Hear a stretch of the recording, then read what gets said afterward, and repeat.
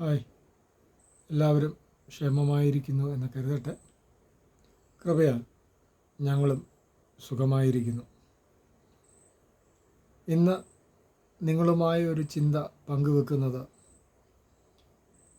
വേദനയുടെ ആഴം അറിയുന്നവർക്ക് മാത്രമേ ആശ്വസിപ്പിക്കാൻ കഴിയുകയുള്ളൂ.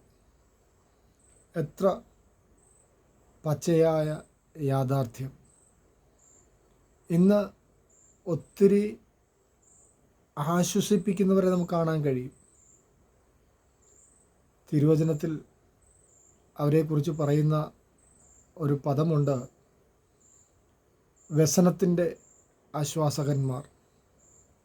പലപ്പോഴും നമ്മളെ ആശ്വസിപ്പിക്കുന്നു എന്ന് തോന്നുന്നുണ്ടെങ്കിലും ആശ്വാസം കഴിഞ്ഞ് നാം ഇരിക്കുമ്പോൾ ആശ്വാസങ്ങളൊക്കെ നമുക്ക് വേദനയായി മാറാറുണ്ട്. എത്ര പച്ചയായ യാഥാർത്ഥ്യം. എന്നാൽ ആ വിഷയത്തിൻ്റെ വേദന അറിയുന്ന ഒരാൾക്ക് മാത്രമേ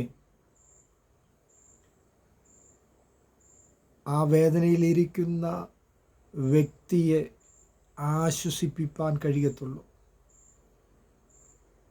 ഞാൻ അഭിമുഖീകരിക്കുന്ന വേദന എന്താണെന്ന് തിരിച്ചറിയുന്ന ഒരു വ്യക്തിക്ക് മാത്രമേ എൻ്റെ വേദന മനസ്സിലാക്കി എന്നോട് സംസാരിക്കാൻ കഴിയുകയുള്ളൂ.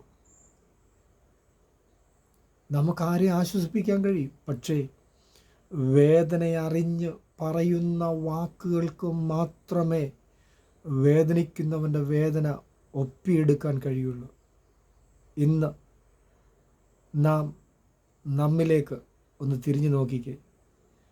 നമുക്ക് എത്ര പേർക്ക് ആത്മാർത്ഥമായി വേദനയിലിരിക്കുന്ന വ്യക്തിയെ ആശ്വസിപ്പിക്കാൻ കഴിഞ്ഞിട്ടുണ്ട്? അത് കഴിയണമെന്നുണ്ടെങ്കിൽ ആ വ്യക്തിയുടെ വേദനയുടെ ആഴം എന്തെന്ന് തിരിച്ചറിയണം. അതിന് സർവശക്തൻ നിങ്ങളേവരെയും സഹായിക്കട്ടെ. God bless you all.